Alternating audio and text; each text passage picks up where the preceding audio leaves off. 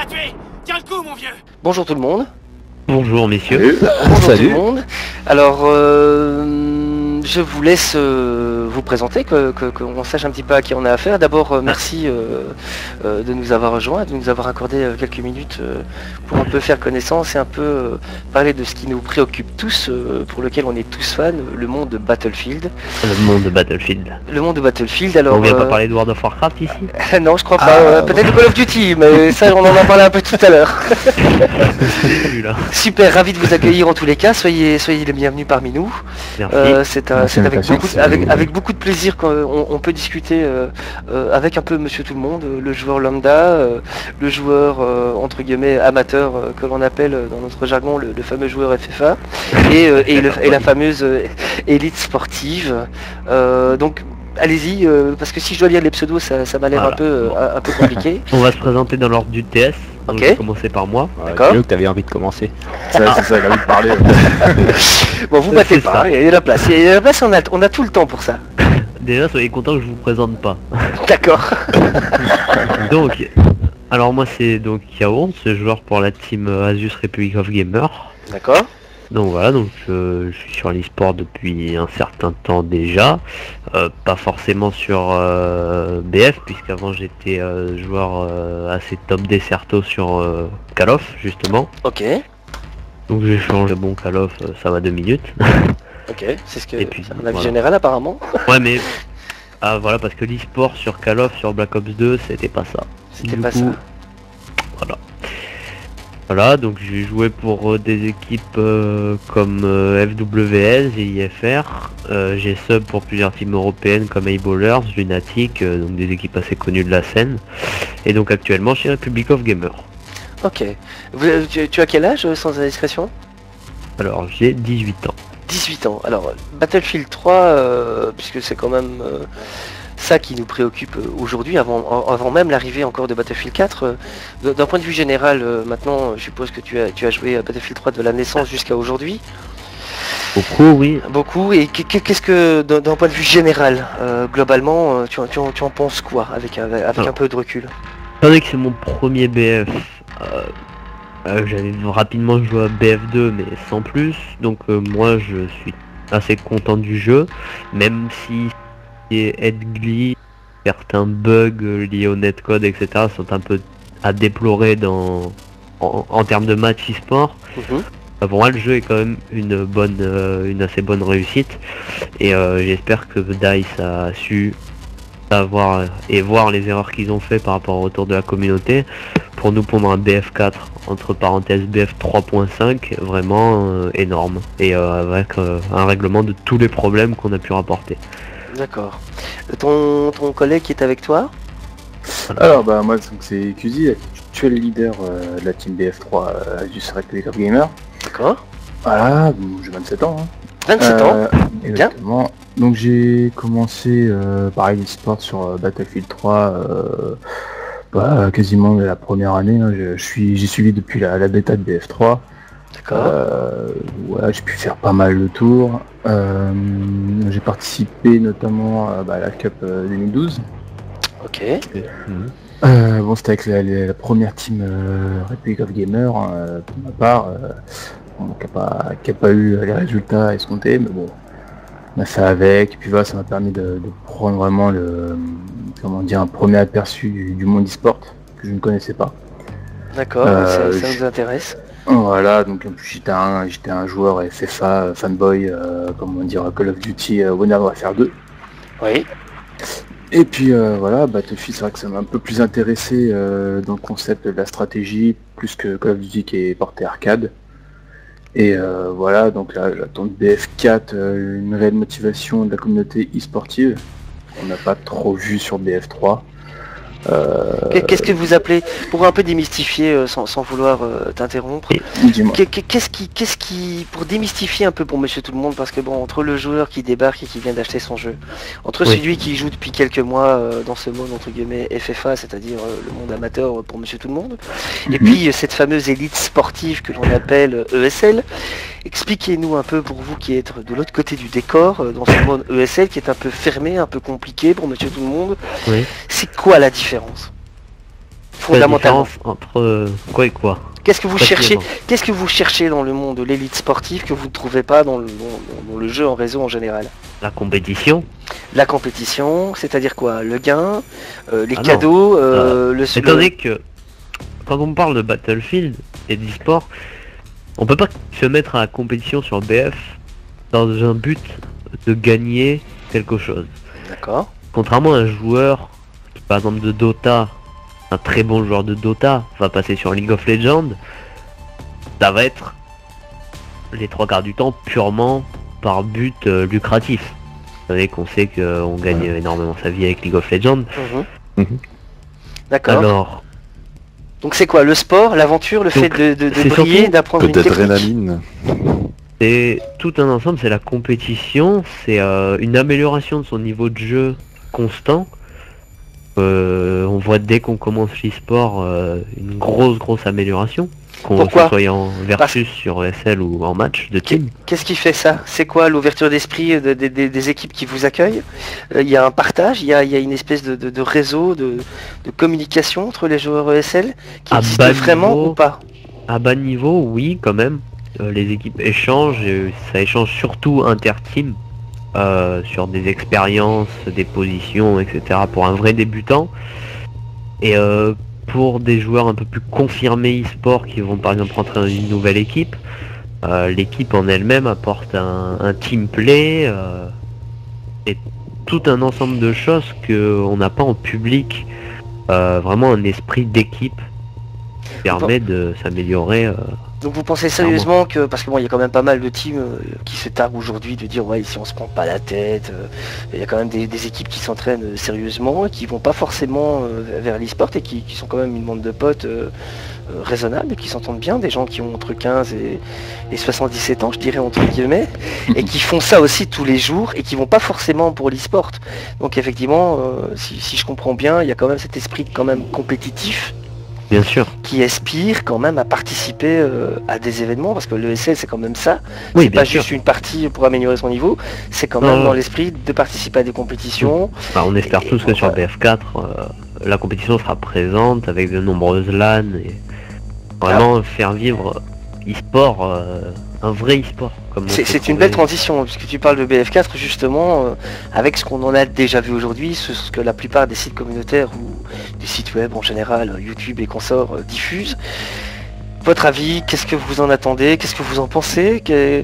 Comment vous le ressentez? Comment vous le vivez? Je vais laisser Zing répondre. Moussep, il a pas parlé encore. L'ordinateur, oui, on n'a pas présenté notre on n'a manager. pas pu encore se présenter, voilà. Blasphème. Voilà, alors Ouais, le manager, c'est juste, il y en avait un troisième, pardon, je l'ai pas vu, on a tellement d'écrans sous les yeux, c'est juste, c'est le fameux... C'est juste que le pot de yaourt il parle beaucoup. Alors Alors, on va éviter le pot le- de yaourt, le fameux manager, alors là je comprends, qu'on m'explique un petit peu, ok, donc il y a un leader, pardon, il y a un leader, il y a un joueur, et il y a un manager, en quoi consiste, qui est le manager et quel est son rôle, quel est son objectif? Alors, en fait, moi, c'est moi le manager depuis le début de la team Rogue. Mhm. Enfin, à la base, il y avait plusieurs teams, il y en avait 3. Kuzik faisait partie de la première et moi j'étais co-leader de la seconde. D'accord. Il s'est passé qu'au final, 2 teams ont explosé sur les 3, il est resté que la mienne. Ok. Et donc j'ai recruté un petit peu dans les 2 autres pour donner la team qu'on a aujourd'hui. Alors le terme manager, ça veut dire quoi? Ça veut dire en fait gérer l'équipe. Je gère rien de ce qu'il y a in-game. Ça c'est le capitaine et donc le leader qui le fait. D'accord. Moi je gère tout ce qu'il y a autour en fait. L'image de marque, la communication avec la communauté. Les relations publiques, quoi. Voilà, c'est ça, les relations publiques. Je donne mon avis pour les recrutements. Des fois je trouve des joueurs aussi. Enfin voilà, c'est tout ce qui fait vivre la team et qui va permettre qu'au final on va se retrouver à faire comme cette année une très bonne saison en e-sport. Alors est-ce qu'il y a un sponsoring? Est-ce qu'il y a un management du sponsoring aussi derrière l'ensemble de cet esprit, de cette team, de cette image? Alors il est Dans censé votre y en cas. avoir un, mais dans le cas de Asus Rogue, non. Parce D'accord. on est beaucoup trop restreint en fait. Parce que Asus est sur tous les schémas et sur quasiment tout ce qui est informatique. Donc on ne peut avoir que Asus en sponsor. Et même eux ne sont pas sûrs de vouloir sponsoriser. D'accord, ça veut dire qu'il y a quand même un label qui se trouverait derrière, mais qui, entre guillemets, financièrement ne participe pas. Bah, C'est ça. Après, ce qu'on n'a pas expliqué, c'est qu'au départ, en fait, les teams Asus ont été créés juste par des forumers, des personnes qui faisaient partie du forum Republic of Gamer. Du coup, c'est vraiment été lancé pour le fun et non pas au départ avec un regard sportif. C'est par la suite où il y a eu Seb qui a voulu lancer le truc beaucoup plus sérieusement, qui a vraiment pris les choses en main et qui a fait ce que l'équipe Rogue a fait cette année. Les décisions ont plutôt été prises de son côté que par Asus. Asus, ça c'est clair. C'est vraiment, on a le tag parce qu'on a eu l'autorisation de pouvoir le porter en leur nom. Et ensuite, si t'as d'autres choses à dire, je te laisse dire. Bon, on va attendre les questions. Oui, on va continuer sur les questions. On avait fait une transition. Votre leader avait quand même abordé la question Battlefield 4 aujourd'hui sur ce qui est diffusé. Sur la plupart, on verra tout à l'heure dans nos reportages, on lancera une petite vidéo test filmée apparemment à la main levée par des gens, des pyrogènes qui ont fait pas mal parler d'eux cette année.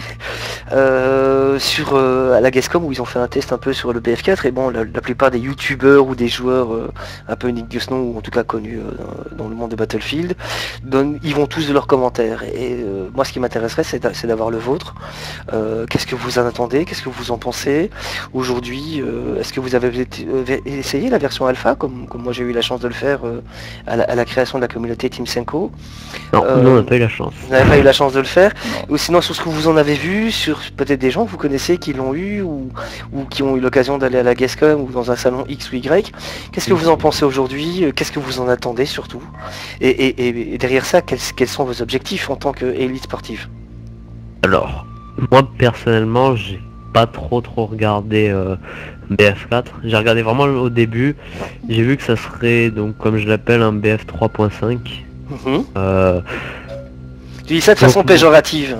Non, c'est pas du tout de façon péjorative. C'est un jeu comme ils voulaient le faire à la base. Qu'ils n'ont pas réussi à le faire avec des erreurs en moins. Moi, ce que j'attends de ce BF4, c'est vraiment l'accès sur le côté sportif. Donc déjà, on a un mode spectateur. C'est pas rien. Mais de ce que j'ai vu, ça pose un autre problème. C'est que pour l'instant, de ce qu'on a vu, les maps sont pas adaptées e-sport. Du coup, on sait pas encore comment ça va se passer, si ça va pas faire un pro mode à la côte. Il y en a qui vont arriver. J'ai une question à 2 balles. Qu'est-ce que c'est une map adaptée à l'e-sport? Total infanterie en fin de compte. Il y a des maps où on n'a pas besoin de nager par exemple. Voilà. D'accord. Des maps et à taille quand même réduite par rapport à des grandes maps. Ce qui fait une map e-sport avec des matchs praticables dessus, parce que quand il faut courir plus de temps qu'on passe à se battre, c'est clair que ça modifie un peu la donne au niveau du résultat. Exactement ça. Moi, ce que j'en attends, c'est vraiment un côté e-sport présent, que avec le mode spectateur, ça ouvre des arrivées de nouvelles équipes, des équipes beaucoup plus prestigieuses au niveau français. Je pense notamment à Millennium. Oui. Ou un retour des AA, pour qui j'ai pu avoir des discussions avec certains managers des AA, qui pour l'instant ne comptent pas faire d'équipe BF4, mais uniquement le suivre en stream, etc. Donc vraiment des retours de grosses structures françaises pour apporter un vrai e-sport avec... ça va changer la donne, ça veut dire qu'on va pouvoir observer stratégiquement sans jouer, en mode spectateur, et c'est beaucoup plus chaud, beaucoup plus... je vais pas dire que c'est un peu dupé, mais c'est clair que si je comprends bien, le monde de l'ESL va observer un peu... si j'entends bien, en mode spectateur, ou en tout cas profiter de cet domaine, voire peut-être utiliser le mode commandeur, histoire de voir un peu comment ça se passe, et étudier les cartes à fond avant de pouvoir y jouer proprement dit. Ou bien réellement il y a des gens qui disent ça au niveau du monde sportif, mais ils vont quand même faire l'acquisition, ils vont quand même s'essayer à ça, sans peut-être le reconnaître, ou bien c'est quelque chose de je sais pas, j'ai un peu le sentiment que le monde de BF4, le monde de SL, d'après ce que j'entends, ne veut pas trop s'y bouiller. Pour l'instant, ça se réserve un peu le droit à la parole ou à un avis sur la question tant que c'est pas sorti. C'est un peu ça. Il n'y a pas grand chose à dire si je comprends bien d'après le milieu SL. Ouais, on a plusieurs anciens joueurs qu'on connaît, des joueurs qui ont fait des grosses LAN, des bons tops, qui ne sont pas sûrs de revenir et qui justement veulent attendre de voir ce que donne BF4.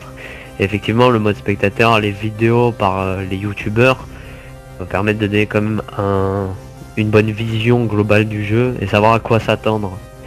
Et la bêta qui va être ouverte pour tout le monde, et pas seulement aux personnes qui ont commandé BF4 ou qui ont le premium, ça va permettre de quand même se donner une idée, même si c'est sur des maps qui vont pas forcément être e-sport, de comment sera le jeu, comment sera modifiée la suppression, les choses comme ça, et voir si c'est un jeu qui va faire comme on l'attend ou qui va nous décevoir par rapport aux attentes qu'on a.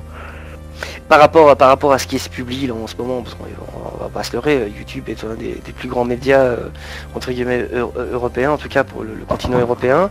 Il y a quand même pas mal de monde, et francophones, voire anglophones, qui diffusent à tort et à travers son avis. Là-dedans, il y a quand même pas mal de gens qui jouent en mode ESL. Il y a des gens qui sont célèbres, pas forcément de bons joueurs, mais des gens qui sont célèbres, qui donnent leur avis un peu sur tous les jeux. Et il y a quand même pas mal de choses de dites. Il y a pas mal d'images, comme je l'ai dit tout à l'heure, qu'on montrera tout à l'heure aussi au sein du live. Il y a quand même pas mal de monde qui ont dit certaines choses et vous n'avez vraiment pas du tout d'avis tant que vous n'avez pas vu le jeu entre vos mains, ou c'est une réserve que vous voulez vraiment vous voulez vraiment tenir, je ne sais pas, peut-être pour une question d'image de marque. Vous n'avez vraiment pas d'avis du tout sur la question, en dehors de l'absence, entre guillemets en tout cas, présent pour le moment de mode ESL praticable sur ce fameux Battlefield 4 qui va arriver. DICE nous laisse voir ce qu'il veut qu'on voie. Ils sont très forts là-dessus. On l'a encore vu avec les précommandes qui nous donnent accès à la bêta, mais au final la bêta sera ouverte, on gagne 3 jours pour 20 € de plus. Oui, ce genre de choses qui nous... la vente de Medal of Honor aussi. Ouais, vous en pensez quoi de cette tactique un peu vache à lait Moi je trouve ça très bon. Ils sont très bons pour nous vendre ça. Après c'est pas super sympa pour les joueurs, mais ils sont très bons là-dessus. Et niveau marketing ou quoi, c'est juste énorme. Qui l'a acheté parmi vous trois? Qui l'a déjà acheté? Pas moi en tout cas. Non, pas moi encore. Aucun des trois? Non. Pourquoi? Bah moi j'attends de le gagner ce soir. Ah, c'est bien essayé, c'est bien essayé. C'est pas mal. C'est une bonne... Là ce sera un petit bonheur à la chance, hein, comme vous le savez, c'est un tirage au sort. C'est un petit tirage au sort à la va-vite. Donc on là, passe le cachet, on passe sur le stream, on a quand même des petits points en plus. Surélevé. Quel regard sur le monde FFA vous avez avec le recul, le fameux manager là, avec le recul maintenant qu'on est, je vais pas dire sur la fin BF3 parce que je pense que c'est pas exact. BF3 a encore de beaux jours devant lui. Je pense que les gens ne vont pas décrocher. Aussitôt. Comment ça va se passer un peu cette fameuse transition BF4, BF3 pour le monde ESL? Bah pour nous en fait ça va pas changer grand chose puisque on va faire comme sur BF3, on va commencer dès qu'on va pouvoir en fait, on va commencer à faire des strats, on va commencer à aller sur le serveur et à être en privé. On va pas forcément se coltiner le monde des FFA tout le temps en fait. Mais on va en faire pour maîtriser les armes mais c'est tout. Vous allez encore faire de la compétition, il y a encore des rendez-vous programmés en BF3? Il y a des petits tournois de temps en temps, notamment, j'ai plus le nom là, mais ce soir il y en a un qui se passe. Un petit big up au TPO qui joue. Coupe de France BF3 2014, il y en aura une? BF3 non. Ça veut dire que la tendance va enterrer un peu comme le Windows Vista qui était un échec avec et comme vous le disiez tout à l'heure, le BF4 est un peu l'aboutissement qu'il espérait en BF3 au final, donc c'est pas vraiment un BF4. C'est ce qu'on disait un peu aussi avec le fameux Windows 7 et le Windows Vista. Ça veut dire qu'en fait il est enterré par la tendance déjà? Carrément, quasiment. Je pense que c'est la tendance d'aujourd'hui. Hein, il y a plus de tournois, sachant qu'en plus là il y a les vacances d'été, ce qui fait que beaucoup de joueurs ont décroché pour partir en vacances, pour faire autre chose, étant donné qu'il n'y avait plus rien justement dessus. Plus de Coupe de France, plus de raison de jouer vraiment, hormis pour s'amuser. Mais quand on a plus de 1000 heures de jeu, on a fait le tour quasiment du jeu. Ça dépend de la qualité du joueur. Comme il y a des gens qui ont 1000 heures de jeu et qui sont pas du tout du niveau ESL et qui n'ont peut-être pas fait le tour de la question. Mais je peux comprendre par rapport à votre niveau à vous. Je pense que le FFA, oui, il a encore de beaux jours devant lui, hein, sur BF3. J'ai pas mal de potes qui jouent dessus, qui passeront pas sur BF4, déjà notamment à cause du prix des jeux, qui est assez élevé. Puis BF3 est un bon jeu, hein, FFA, il n'y a pas de problème dessus. Même s'il y a toujours les petits problèmes, que tout le monde se plaint de latence, etc. C'est pas le seul, c'est normal quoi. Vous voulez quand même pas me dire que le monde de ESL, entre guillemets, que vous représentez un peu aujourd'hui en venant nous rejoindre, fait une croix sur Battlefield 4, entre guillemets, par rapport à l'attrait. Non, je termine en disant, il y a quand même un attrait qui est mis en avant aujourd'hui par DICE à partir de la vente et la proposition de ce jeu qui est vanté à toutes les couleurs, avec un certain fameux progrès technique, le fameux Frostbite 3. Tout ça, ça vous laisse indifférent en dehors de l'aspect sportif, ou bien ça a un attrait pour vous? Moi personnellement, ça m'attire pas. Vraiment BF4, je l'attends que pour l'e-sport. Le FIFA, je le ferai bien sûr. Ça veut dire quoi, un nouveau cadre, de nouvelles maps, au niveau technique, au niveau armes, le côté réaliste, la suppression qui est entre guillemets pseudo diminuée ou atténuée, tous ces aspects-là vous passent au-dessus de la tête, ou bien ça fait partie de ce qui peut être escompté comme attente chez vous? Concernant suppression, c'est quelque chose que j'attends beaucoup. C'est vrai que c'est une folie ce truc-là où t'as 10 mecs qui tirent autour de toi et au final, toi tu pourrais toucher personne. Je pense que c'est un point assez important à voir sur BF4. Ensuite, bien sûr, il y a une netcode sur laquelle on a un peu tous craché. Effectivement, il y a eu pas mal de galères, donc ça aussi c'est quelque chose que moi j'attends vraiment. Bon retour d'EA là-dessus et DICE. Et ensuite, nouvelle map, effectivement, les maps qu'on a pu voir sur les premières présentations de BF4, c'est des maps assez larges, assez grandes. Donc on va voir un peu comment l'e-sport peut se passer dessus et voir, voilà, après la grosse attente, c'est le mode spectateur qu'on attendait tous. Et voilà, nous, ce qui fait un petit peu peur à l'heure actuelle, c'est que c'est un jeu, voilà, on dit Prepare for eSport, on a beaucoup vendu le truc, sauf qu'on n'a pas vraiment vu ce dont il allait retourner, quoi. Donc est-ce que aussi EA va s'investir dans l'e-sport, ou est-ce qu'ils vont juste nous proposer le contenu qu'on attendait et lâcher l'affaire derrière? À votre avis? Théoriquement, pour intervenir sur ça, théoriquement il devrait y avoir un mode justement pour l'e-sport qui, d'après mes sources internet, un mode diffuse. J'ai pu voir cette info sur la net. Un petit peu. Total Infanterie, donc il se représenterait un petit peu un mode rush en fin de compte. Un mode ruée. Un mode ruée, voilà. Sans pouvoir respawn. Donc là, un jeu totalement en équipe, quoi. C'est un peu les modes super extrêmes, quoi, comme on le fait de temps en temps en FFA pour déconner. Ouais, voilà. On peut pas réapparaître, tous les drapeaux sont pris, ou tu meurs, tu reviens plus, c'est fini, quoi. Mais après, ça, je trouve ça pète un peu l'esprit du jeu, parce qu'on passe sur du code. Ça fait un peu Counter. Ouais, c'est un mode, oui, c'est les modes utilisés sur code et CS. Ouais, tout à fait, c'est un mode qui est un peu repris sur Call of Duty. Là où l'e-sport se démarquait quand même sur BF, c'est par ce mode justement conquête, voire même ruée, où on pouvait se réanimer, ou respawner.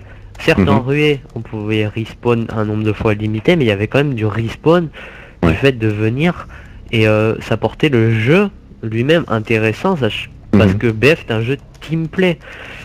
Pour moi, si je veux un jeu où c'est un jeu de duel, j'achète Call of Duty Ghost et au moins je sais à quoi m'attendre. Pour moi, BF c'est beaucoup plus un jeu teamplay d'équipe qu'un jeu de duel. T'es mort, t'es pas reste dans les temps, tu peux pas réapparaître. Pour moi, ça casse carrément l'image et ce qui a été instauré avec la revive, etc. Clairement, c'est pas BF, quoi. Ce mode pour vous n'a pas vraiment d'attrait, quoi. Moi, il a aucun attrait.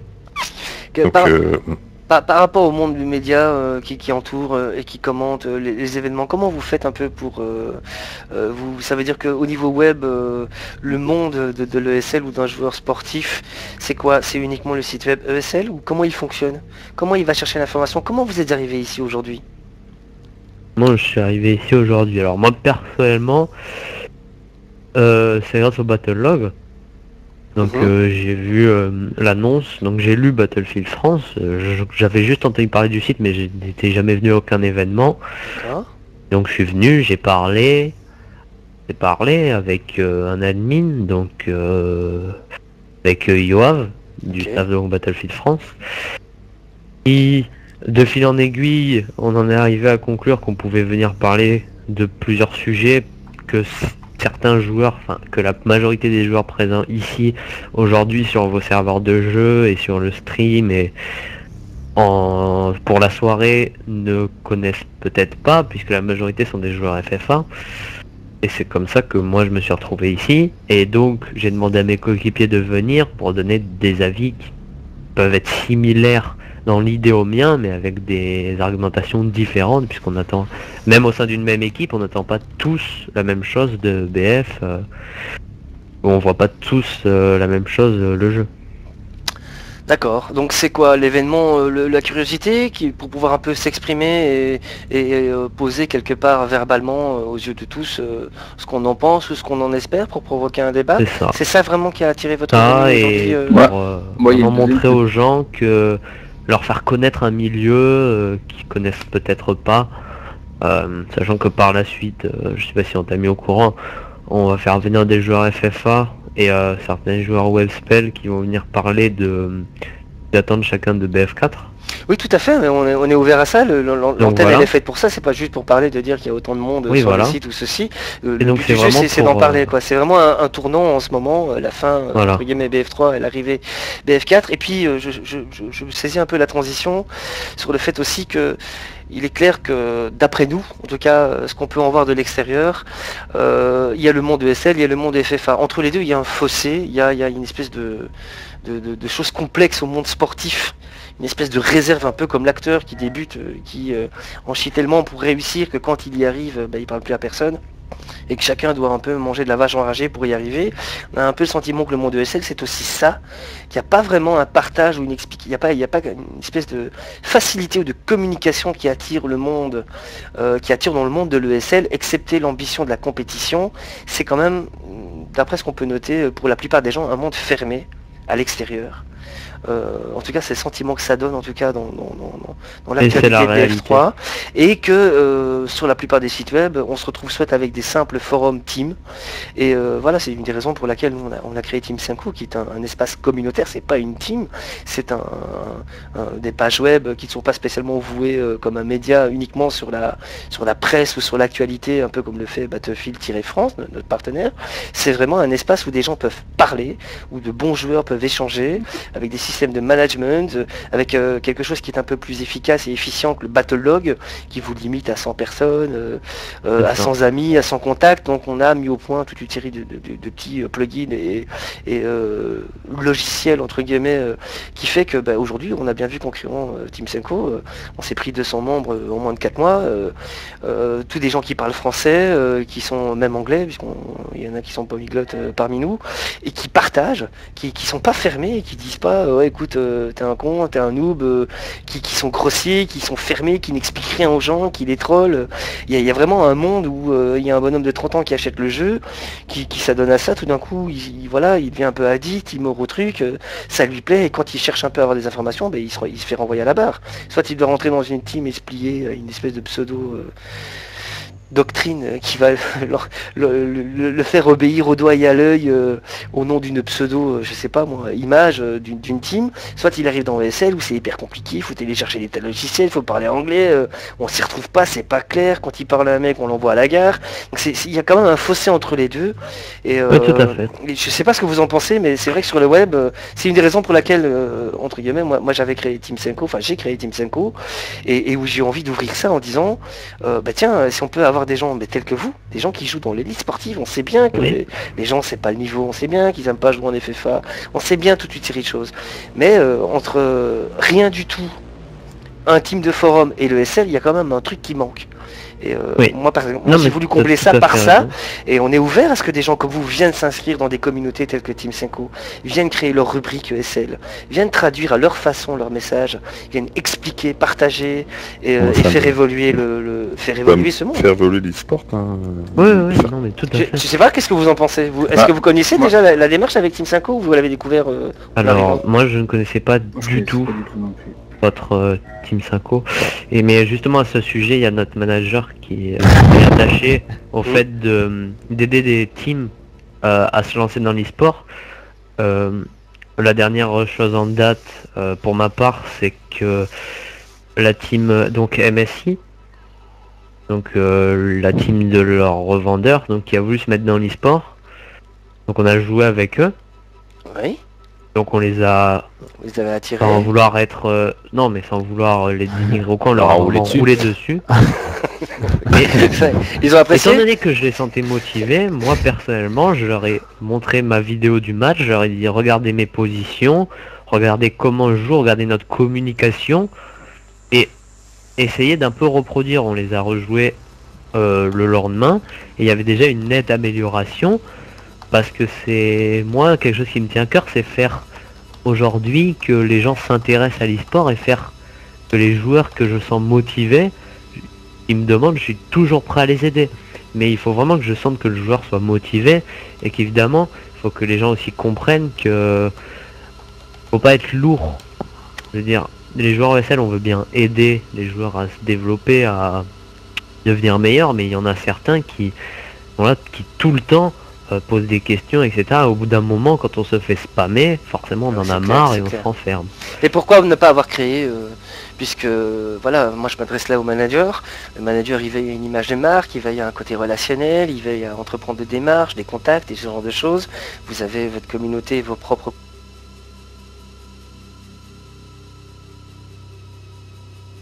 contacts internes, privilégiés, sans doute avec de grandes équipes ou de grands joueurs, voire avec le milieu des fabricants et des producteurs tels que DICE, EA Games et consorts. Pourquoi est-ce qu'il n'y a pas quelqu'un qui a pris une démarche dans le monde de l'ESL pour faire un peu comme nous on l'a fait, pour créer quelque chose peut-être d'un peu plus encadré, mais de créer quelque chose sur le web pour ouvrir la porte? Pourquoi il n'y a qu'un monopole ESL, encore une fois, ou rien du tout? Ou pourquoi pas venir sur un site comme le nôtre, créer vos propres blogs, vos propres rubriques que vous gérez tout seul, tranquillement, en parfaite autonomie, et pour lequel vous vous êtes disposé ou pas à partager en fonction de différents critères. Pourquoi cette démarche n'est pas entreprise? Bah, comme disait Hurt, bon déjà niveau contact, faut savoir que comme il l'a dit, j'aide beaucoup j'ai envie de dire les petites teams sans être péjoratif. À se développer, je leur donne des strats, je leur donne des conseils, je vais sur leur serveur, je leur montre des positions, enfin je fais tout ce qu'il y a à faire comme si c'était ma team. Depuis le début de BF3, j'ai toujours fait ça, il y a des teams qui m'ont remercié, j'ai des très bons contacts avec elles. Et il faut savoir que même dans l'e-sport, il y a des disparités. Genre les 3 premiers par exemple, Oui. je ne veux pas leur cracher dessus parce qu'ils sont comme ils sont. Mais c'est beaucoup plus dur, même pour nous qui sommes en interne, de leur parler, de communiquer avec eux. Parce que soit ils nous prennent de haut, soit je sais pas trop ce qui se passe, soit ils nous aiment pas, ça peut arriver aussi. Mais c'est des petites choses comme ça qui font que l'e-sport reste fermé, alors que nous on aimerait qu'il s'ouvre. Bon, par exemple l'année dernière, on a vu exploser les Night Soldiers. Ouais, tout à fait. Qui sont arrivés en mars, si je me rappelle bien, et qui ont fait une fin de saison tout à fait fantastique. Avec eux, j'ai de très bons contacts. Parce qu'ils sont ouverts, parce qu'ils ont envie de parler, parce qu'ils ont envie d'apprendre, parce que ils pètent pas plus haut que leur cul. Désolé pour le live. Non, mais c'est pas grave. Enfin voilà, Qu'est-ce qui fait éclater une team ESL? Les mêmes problèmes que dans une simple team FFA? Bah, il y a c'est toujours la motivation des teams, enfin des il y a la personnes motivation des joueurs, les disparités, les engueulades aussi, il y a des gens qui se supportent pas. Ça, les objectifs aussi, on n'a pas tous les mêmes objectifs dans une Et team aussi FFA, pourquoi les ils sont fameuses en fin de attentes. team. Les Voilà, fameuses, les exactement. fameuses attentes. Voilà. Mais aussi parce qu'il y en a qui viennent pour s'améliorer et d'autres qui vont dire qu'ils viennent pour s'améliorer alors que eux ils visent directement le top, être reconnus, avoir plein de fanboys alors que ça vient pas comme ça. Et du coup dès qu'il y a un petit problème, bah ils s'énervent et la team est split parce que tout le monde s'engueule. Quel est Parce l'âge que les gens- quel est l'âge moyen d'un joueur ESL d'Infoteam ou autre? Moi j'ai noté qu'il y avait quand même une tendance à avoir pas mal de jeunes joueurs doués, très doués, par rapport à peut-être des gens qui, bah, comme moi, hein, ont 40 balais, ont découvert ce jeu et ils jouent et ouais, ok, moi je suis plus un manager qu'un joueur, mais bon, il y a quand même pas mal de gens qui ont un certain âge, qui jouent à Battlefield 3, qui ont un côté où ils sont un peu, il y a un côté un peu péjoratif parce qu'ils sont pas des joueurs ESL en disant ouais bon, c'est des joueurs standards quoi, ça casse pas une pierre, mais la plupart des gens qui sont beaucoup plus jeunes, qui sont beaucoup plus doués, ça a l'air, en tout cas vu de l'extérieur, beaucoup plus instable. Parce qu'effectivement, dans le monde de l'ESL, il y a pas mal aussi de va-et-vient entre des teams qui naissent, qui éclatent, qui explosent. Il y en a autant en tout cas que dans le FFA. si ce n'est plus. Je sais pas, ça vous fait réagir ou pas ce que je dis? Je pense qu'il y a un problème, en fait, il y a un problème, je pense, de communication générale, parce que bon, comme c'est un jeu où on n'attendait pas forcément d'e-sport dessus sur BF3, c'est né un petit peu comme ça. Et du coup, bon, il y a eu des teams qui sont créés, il y a eu des compétitions ESL qui sont créées, etc. Mais comment dire, c'est quoi ça? Qu'est-ce que je disais? En fait, ce que Seb a dit concernant les premières teams, c'est que on a fait une communication un peu sur BF3 avec plein de nouvelles teams, etc. Mais à chaque fois, même je pense de la part d'IA et autre chose, quand il y a eu des interviews, quand on a voulu toujours savoir ce que les gens pensaient de Battlefield 3 de la compétition, on s'est retourné toujours vers ces grosses équipes. On s'est jamais intéressé aux petites équipes, ou même ceux qui étaient ont fait la Cup 2013 par exemple. Il n'y a pas eu de la part du public, mais aussi je pense des personnes qui étaient pas du staff, mais qui étaient autour des projets de compétition. Il n'y a pas eu un réel intérêt pour toutes les équipes pour dire que voilà, c'est une compétition, c'est pas 3 top FR, c'est une ligue complète. Il y a des gens dedans. Du coup, ça crée pas une réelle motivation, parce que quand toi tu vas vouloir intégrer un mec dans ton équipe et que tu vas dire ouais, je suis 8ème, on sait qu'on va pas parler de toi, on sait que ta team, même si tu perds, t'as des mecs qui vont être motivés pour faire monter la team, mais des mecs qui vont arriver, qui vont se dire ok, moi j'arrive dans une team, je veux pas être avec des lots. Il y a une grosse disparité là-dessus, et au niveau de la communication, on fait pas porter l'e-sport comme une réelle compétition en fait. C'est des mecs qui ont fait des teams, t'en as qui sont très forts, les très forts restent entre très forts, les petites teams on les écrase, et du coup ça se construit pas, il n'y a pas une réelle construction, il n'y a pas eu, on va dire maintenant, il y a pas mal de teams qui sont en train de naître, mais sur BF3 il n'y a pas eu de réelle compétition en fait, il n'y a pas eu de vraie démarche de créer une compétition, une vraie ligue, c'est pas seulement une compétition. Mais ça veut dire que tout reste à faire et que tout reste possible, et que seul le monde de l'ESL n'est pas le monopole, le soleil qui brille au zénith et qu'il faut absolument atteindre. Exactement. Ok, écoutez, je vous propose qu'on fasse un petit break, peut-être de découvrir avec nous la vidéo que je vais lancer à l'instant, qui est la petite vidéo liée en direct d'un essai d'un des membres de Pyrogène, Enox, qui est allé un peu tester et donner son avis, donc ça vaut ce que ça vaut. Il n'y a pas plus de commentaires que ça, c'est en français, ça a le mérite de l'être, et je vous propose de la découvrir. On fait un petit break en même temps parce qu'il commence à s'accumuler du monde dans les backstage, donc vous êtes les bienvenus parmi nous, vous pouvez y rester, on va faire venir quelques personnes de FFA, et ça va être l'occasion d'agrémenter le débat, et en même temps de refaire un petit point juste après la vidéo aussi sur un peu comment ça se passe. Donc je vous rappelle que la Battlefield Wars Day est toujours en cours de route, elle a commencé à 21h, elle est toujours ouverte jusqu'à 23h au niveau des inscriptions, et minuit pour la participation en ligne. Je vous rappelle que le tirage est toujours prévu à 23h45, il y a 10 cadeaux à gagner, qu'on rappellera très succinctement et très rapidement juste après la vidéo. Merci de votre présence, je pense que tout va bien, tout se passe bien pour le moment. J'ai noté qu'il y avait un petit trou au niveau de Deathmatch, apparemment, donc je ne sais pas comment ça se passe ailleurs. On fait le point juste après la vidéo. Merci d'être là, à tout de suite, et je vous souhaite de bons frags pour ceux qui viennent de débarquer, qui viennent d'arriver. À tout à l'heure, après la vidéo.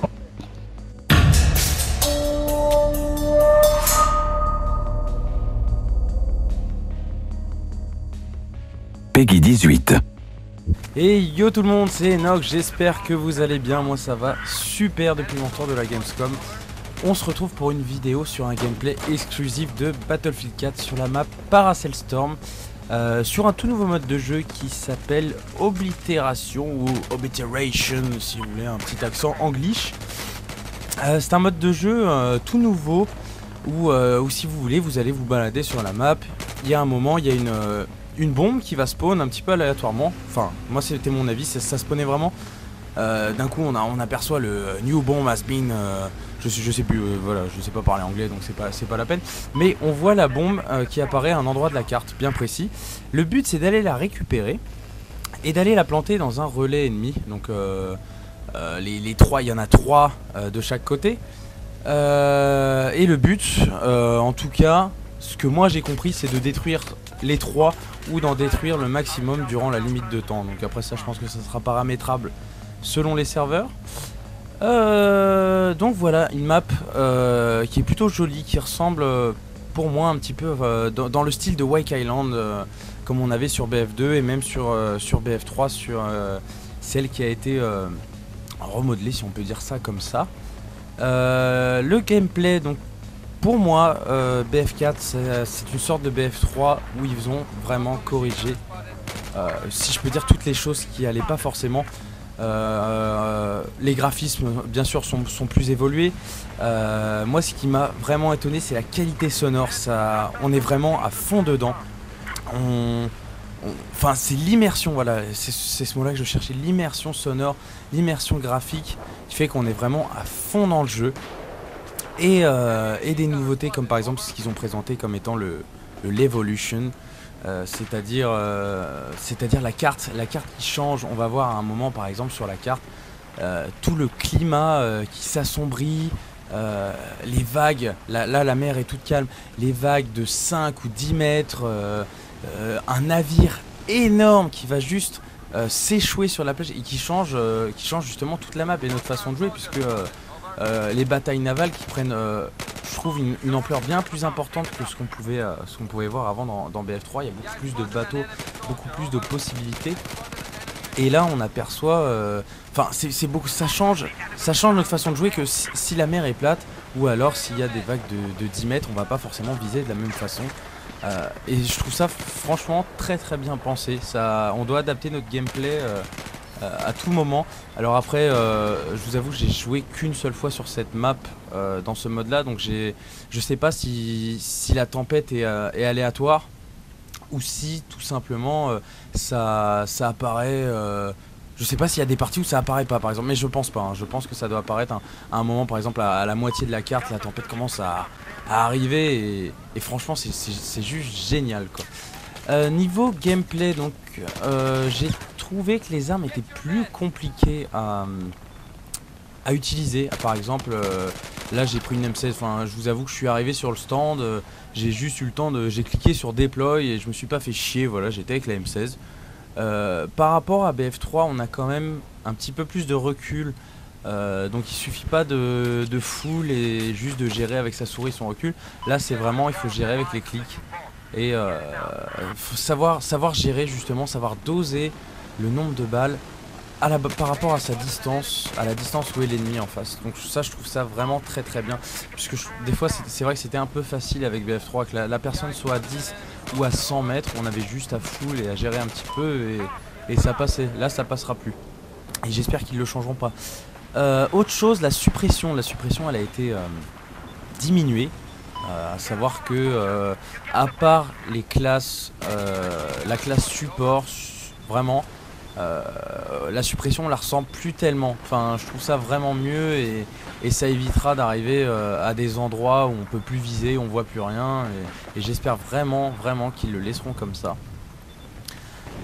Donc le mode de jeu, moi j'ai pu en tester 3. J'ai pu tester le conquête normal en 32 contre 32 et aussi un mode domination, un peu comme ce qu'on avait pu voir dans Close Quarters, c'est-à-dire des flags qui se prennent assez rapidement. Et j'espère justement que ce mode là sera peut-être intégré à la compétition. Ça ajoute énormément d'agressivité et c'est ça que je kiffe personnellement. Prendre 2 flags, me poster à un endroit et puis camper et attendre, je vois pas l'intérêt honnêtement. Là avec ce mode là on est obligé de tout le temps bouger, de tout le temps revoir notre façon de jouer et c'est vraiment quelque chose que je trouve qui va apporter énormément de nouveautés au gameplay. Et il suffira plus de s'arrêter et de se dire tiens on fait ça, on s'arrête ici, on prend 2 flags et on bouge plus. Là ça sera vraiment plus possible. Donc après à voir, hein, c'est absolument pas moi qui décide le mode de jeu, mais c'est vrai que j'aimerais bien voir ce mode de jeu là en e-sport. Donc après dans ce gameplay vous apercevrez peut-être des fois où je suis un peu fébrile, où j'ai un petit peu de mal. Ça c'est tout à fait normal, c'est dû au fait on était si vous voulez pour on était posé, on était debout, on n'avait pas de tapis de souris. Et moi qui joue avec une très faible sensi, j'étais vraiment pas loin du clavier de mon voisin et ça m'arrivait des fois dans des situations de stress, si vous voulez, de donner des coups de souris et de taper dans le clavier de Gotaga qui était juste avec moi, à côté de moi. Et heureusement d'ailleurs qu'il jouait à la manette, parce que sinon je pense qu'il m'en aurait bien voulu, puisqu'on avait une seule game, si vous voulez, on pouvait record. Donc c'était vraiment du one shot, fallait pas faire de la merde. Je pense à peu près avoir fait le tour de ce que je voulais vous dire sur BF4, mis à part que j'attends énormément des prochaines infos qu'on va avoir sur les nouveautés, tous les modes de jeu, peut-être les nouvelles maps, avoir des infos sur ce qu'on peut s'attendre à voir autant en jeu en public qu'en e-sport, parce que bon, c'est vrai que j'attache particulièrement d'importance à l'e-sport puisque je vais y participer. Il y a beaucoup de personnes, énormément de personnes qui me demandent qu'est-ce que je vais faire, alors qu'est-ce qu'on va faire. C'est pas encore décidé, ou alors, enfin je peux pas vous en parler tout de suite, ça sera fait dès qu'on pourra. Mais pour l'instant il n'y a rien qui est vraiment décidé, donc le jeu est pas sorti, on a encore le temps. On a la bêta qui arrive début octobre, donc là ça va être une superbe occasion de pouvoir tester ça tranquillement à la maison, d'être dans de bonnes conditions. La map, j'espère qu'ils vont nous sortir plusieurs modes de jeu, je reparle encore du mode domination. J'espère que ça sera dans la bêta, parce que c'est vraiment, moi c'est le mode de jeu qui m'a conquis, même si celui-là, hein, j'ai vraiment aimé le Oblitération, mais c'est plus voilà, pour se détendre dans des parties publiques, profiter un petit peu avec ses potes. Mais pour l'e-sport, moi c'est vraiment le mode domination que j'aimerais bien voir dans les compétitions. Et j'en ai parlé avec énormément de personnes qui sont dans ce milieu là, et tout le monde partage à peu près le même avis. Avec l'arrivée du spec mode, j'espère qu'il y aura, si vous voulez, plus de personnes, plus d'engouement pour BF4 que pour BF3. Même si on a pu avoir la chance d'avoir 2 Coupes de France, maintenant j'aimerais voir un petit peu plus de jeux en Europe, des grosses compétitions européennes comme on peut voir sur des jeux, peut-être pas comme sur LoL parce que ça peut pas démarrer aussi fort. Mais j'espère vraiment qu'il y aura un engouement plus prenant et vraiment plus important que sur BF3. Moi, pour en avoir parlé avec, si vous voulez, des joueurs qui sont quand même pro code, le jeu n'a pas déplu, le jeu en soi est super bien. Après je sais pas s'ils auront l'envie de passer sur ce jeu. En tout cas il y a un jeu qui va sortir et qui a conquis tout le monde, c'est Titanfall. Alors si vous voulez, Titanfall c'est EA, c'est pareil, ça sort l'année prochaine en 2014. Ça a été fait par Respawn, c'est les gens qui ont fait, si je me trompe pas, Code 4. Et il y a vraiment, si vous voulez, c'est qu'on soit joueur BF ou joueur code, tout le monde s'y retrouve dans un seul jeu. Et ça rassemble vraiment 2 communautés dans un jeu mais qui est presque parfait, si je peux dire. C'est même pas une alpha. Et il y a tellement de possibilités, que ce soit au niveau du mouvement, au niveau des enchaînements avec les déplacements, avec les titans. Ça apporte tellement de nouveautés. Et je vous dis, ce jeu est génial. Franchement, si je devais donner mon avis tout de suite sur le meilleur jeu que j'ai pu voir à la Gamescom, bien sûr il y a BF4, bien sûr il y a des jeux comme Watch Dogs et tout, mais le jeu, si je devais jouer à un jeu tout de suite, ça serait Titanfall. Voilà. Donc je pense à peu près vous avoir tout dit. Bien sûr, si vous avez des questions, les commentaires, même sur Twitter, j'essaie d'y répondre.